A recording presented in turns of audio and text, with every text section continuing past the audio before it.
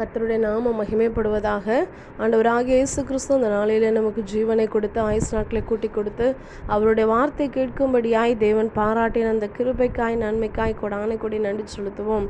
இந்த நாளிலும் கூட கர்த்தர் நம்மளோடு கூட வெளிப்படுத்தி பேசுகிற வார்த்தை நீதிமொழிகள் 29ஆம் அதிகாரம் 25ஆம் வசனம் எப்படி சொல்லுகிறது? கர்த்தரை நம்புகிறவனோ உயர்ந்த அடைக்கலத்திலே வைக்கப்படுவான். என் அன்பு சகோதரனே சகோதரியே, இந்த நாளிலே கர்த்தர் நமக்கு வாக்குத்தத்தத்தை கொடுக்கிறார். உன்னை உயர்ந்த அடைக்கலத்திலே வைப்பேன் என்று சொல்லி அவர் நம்மளை உயர்ந்த அடைக்கலத்தில் வைக்கணும். அப்படின்னா நம்ம என்ன பண்ணணும்?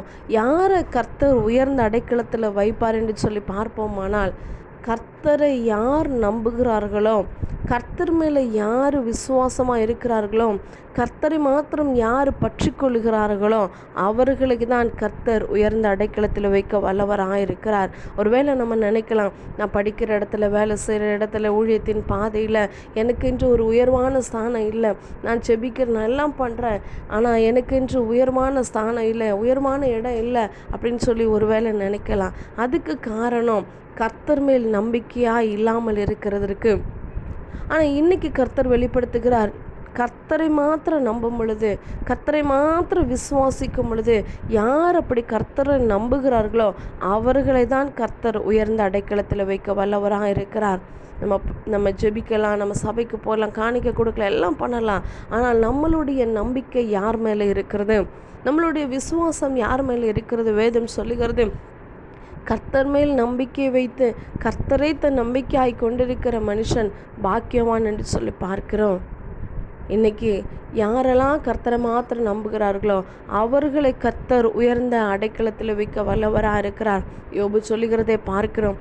எல்லாம் இழந்த சூழ்நிலை, எல்லாம் அவன் ஐஸ்வர்யானா, எல்லாம் வாழ்ந்து ஆசீர்வாதமாக இருந்த நாட்களில் எல்லாம் இழந்து, தன் பெற்றெடுத்த பிள்ளைகளையும் இழந்து, தன் சரீரத்தில் பருக்களினால வியாதினாலே அவன் கஷ்டப்பட்டு வேதனைப்படுகிறதை பார்க்கிறோம்.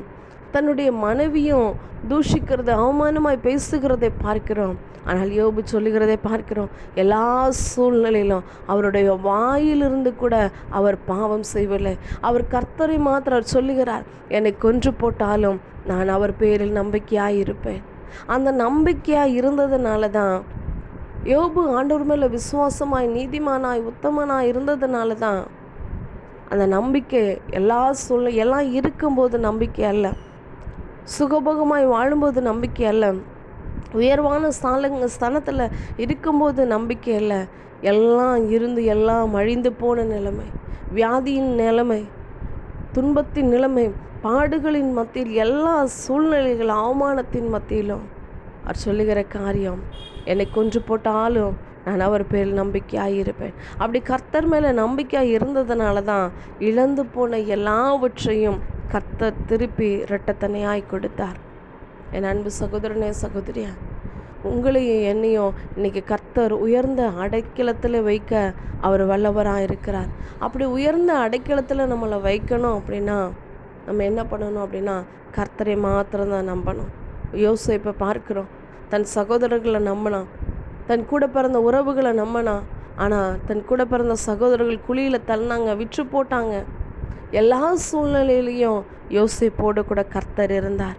யோசேப்பு தன் கூட பிறந்த சகோதரர்கள் நம்பினவங்க என்னை குழியில் தள்ளிட்டாங்க, என்னை வித்து போட்டாங்க அப்படின்னு சொல்லி வேதனை ஒரு பக்கம் இருந்தாலும் யோசேப்பினுடைய நம்பிக்கை கர்த்தர் மேலே இருந்ததுனால, யோசேப்போடு கூட கர்த்தர் இருந்ததுனால யோசேப்புக்கு கர்த்தர் உயர்ந்த ஸ்தானத்தை கொடுத்தார், உயர்ந்த அடைக்கலத்தை கொடுத்தார், அதிபதியாய் மாற்றினார்.